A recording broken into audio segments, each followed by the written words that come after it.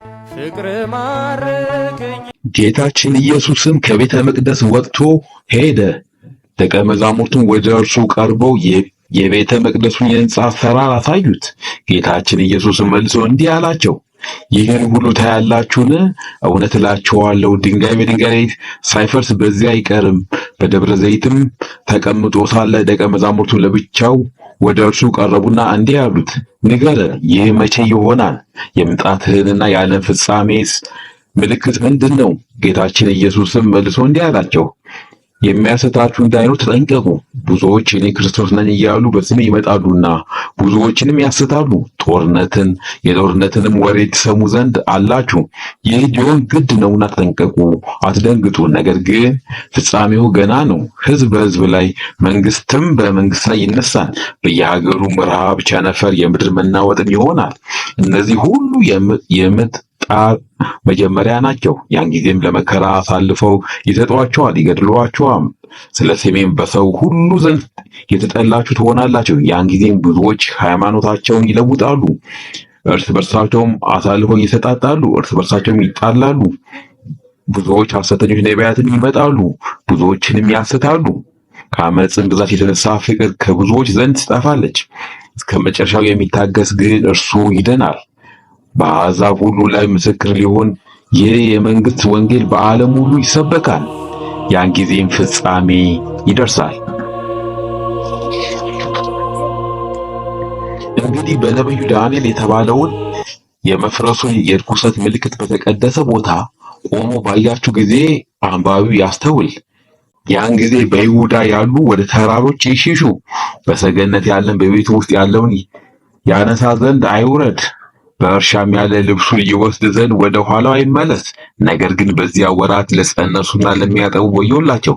ነገር ግን ሽሽታችሁ በክረምት ወይም በሰንበት እንዳይሆን ጸልዩ።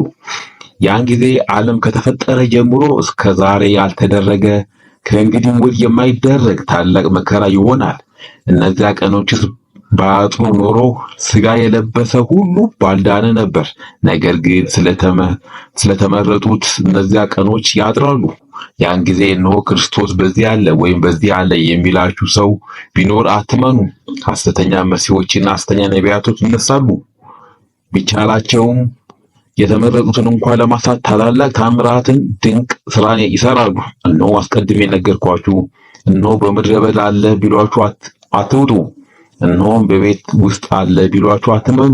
መብረቅ ከምስራቅ እንደሚወጣ እስከ ምዕራብም እንደሚታይ የሰው ልጅም መምጣት እንዲሁ ይሆናል። ገደላ ባለበት አሞሮች በዚያ ይሰበሰባሉ።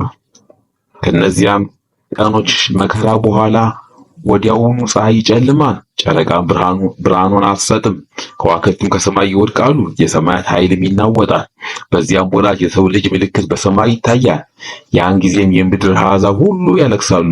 የሰው ልጅንም በኃይልና በብዙ ክብር በሰማይ ደመና ሲመጣ ያዩታል። መላእክቱንም ከታላቅ የመለከት ድምፅ ጋር ይልካቸዋል። የተመረጡትንም ከሰማይ ዳርቻ እስከ ዳርቻው ከአራት ማዕዘን ይሰበሰባቸዋል። ምሳሌውንም ከበለስ እወቁ። ጫፏ የለሰለሰ ቅጠሏም የለመለመ እንደሆነ እነሆ መከራ እንደደረሰ ታውቃላችሁ። እንዲሁ እናንተ ይህን ሁሉ ባያችሁ ጊዜ እንደቀረበና በደጃፍ እንዳለ እወቁ።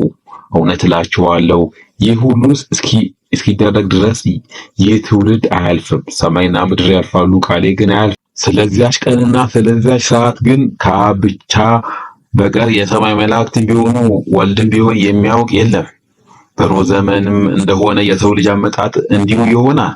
ያን ጊዜ ከጥፋቷ በፊት ኖኅ ወደ መርከብ እስከገባበት ቀን ድረስ ሲበሉና ሲጠጡ ሲያገቡና ሲጋቡ እንደነበሩ የጥፋት ውሃ መጥቶ ሁሉን እስካጠፋበት ጊዜ ድረስ እንዳላወቁ የሰው ልጅም አመጣጥ እንዲሁ ይሆናል። ጌታችሁ በምን ሰዓት እንደሚመጣ አታውቁምና፣ ነገር ግን ይህን እወቁ፣ ባለቤት ሌባ የሚመጣበትን ሰዓት ቢያውቅ ተግቶ በጠበቀ ነበር፣ ቤቱም እንዲቆፈር ባልተወ ነበር። ስለዚህ እናንተ ደግሞ ተዘጋጅታችሁ ኑሩ፣ የሰው ልጅ በማታስቡ ሰዓት ይመጣልና። እንግዲህ ምግባቸውን በየጊዜው ይሰጣቸው ዘንድ ጌታው በቤተሰቦቹ ላይ የሚሾመው ታማኝና ብልህ አገልጋይ ማን ነው? ጌታው በመጣ ጊዜ እንግዲህ ሲያደርግ የሚያገኘው ያ አገልጋይ ብፁዕ ነው። እውነት እላችኋለሁ በገንዘብ ሁሉ ላይ ይሾመዋል።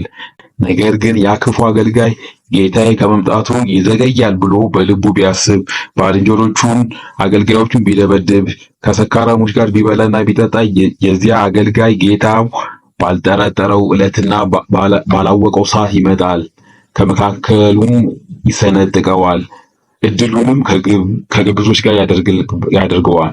በዚያም ለቅሶና ጥርስ ማፋጨት ይሆናል። የሰው ልጅ በጌትነት ቅዱሳን መላእክትን ሁሉ አስከትሎ በሚመጣበት ጊዜ ያን ጊዜ በጌትነት ዙፋን ይቀመጣል። አሕዛብ ሁሉ በፊቱ ይሰበሰባሉ። እረኛም በጎችን ከፍየሎች እንደሚለይ እየራሳቸው ይለያቸዋል። በጎችን በቀኝ ፍየሎችንም በግራ ያቆማቸዋል። ያን ጊዜ ንጉሡ በቀኝ ያሉትን እንዲህ ይላቸው፣ እናንተ የአባቴ ቡሩካን ዓለም ሳይፈጠር የተዘጋጀላችሁ መንግሥት ትወርሱ ዘንድ ኑ። ተርቤ አብልታችሁኛልና፣ ተጠምቼ አጠጥታችሁኛልና፣ እንግዳ ሁኜ ተቀብላችሁኛልና። የሰው ልጅ በጌትነት ቅዱሳን መላእክት ሁሉ አስከትሎ በሚመጣበት ጊዜ ያን ጊዜ በጌትነት ዙፋን ይቀመጣል። አሕዛብ ሁሉ በፊቱ ይሰበሰባሉ። እረኛም በጎችን ከፍየሎች እንደሚለይ እየራሳቸው ይለያቸዋል። በጎችን በቀኙ ፍየሎችንም በግራው ያቆማቸዋል። ያን ጊዜ ንጉሡ በቀኝ ያሉትን እንዲህ ይላቸዋል፣ እናንተ የአባቴ ቡሩካን ዓለም ሳይፈጠር የተዘጋጀላችሁ መንግሥት ትወርሱ ዘንድ ኑ። ተርቤ አብልታችሁኛልና፣ ተጠምቼ አጠጥታችሁኛልና፣ እንግዳ ሆኜ ተቀብላችሁኛልና፣ ታርዤ አልብሳችሁኛልና፣ ታምሜ ጎብኝታችሁኛልና፣ ታስሬም ወደ እኔ መጥታችሁ ጠይቃችሁኛልና። ያን ጊዜ ጻድቃን መልሰው እንዲህ ይሉታል፣ አቤቱ መቼ ተርባ አይተን አበላን? መቼስ ተጠምታ አይተን አጠጣን? መቼስ እንግዳ ሆነ አይተን ተቀበልን? መቼስ ታርዛ አለበስንም? መቼስ ታመ አይተን ጎበኘን? መቼስ ታስረ ወደ አንተ መጥተን ጠየቅን? ከዚህም በኋላ ንጉሡ መልሶ እንዲህ ይላቸዋል፣ እውነት እላችኋለሁ በእኔ ካመኑ ከነዚህ ከታናናሾች ወንድሞቼ ለአንዱ ያደረጋችሁትን ሁሉ ለእኔ አደረጋችሁ። ከዚህ በኋላ በግራው ያሉትን እንዲህ ይላቸዋል፣ እናንተ የተረገማችሁ ለሰይጣንና ለመልእክተኞቹ ወደ ተዘጋጀ ወደ ዘላለም እሳት ሂዱ። ተርቤ አላበላችሁኝም፣ ተጠምቼ አላጠጣችሁኝም፣ እንግዳ ሆኜ አልተቀበላችሁኝም፣ ታርዤም አላለበሳችሁኝም፣ ታምሜም አልጎበኛችሁኝም፣ ታስሬም ወደ እኔ መጥታችሁ አልጠየቃችሁኝምና። ያን ጊዜ በግራው ያሉት እንዲህ ብለው ይመልሱለታል፣ አቤቱ መቼ ተርበ ተጠምተ ወይስ እንግዳ ሆነ ወይስ ታርዘ ወይስ ታመ ወይስ ታስረ አይተን አላገለገልንም? ከዚህ በኋላ ንጉሡ እንዲህ ብሎ ይመልስላቸዋል፣ እውነት እላችኋለሁ ከእነዚህ ከታናናሾች ለአንዱ ያላደረጋችሁትን ለእኔ ደግሞ አላደረጋችሁትም። እነዚያም ወደ ዘላለም ቅጣት፣ ጻድቃን ግን ወደ ዘላለም ሕይወት ይሄዳሉ።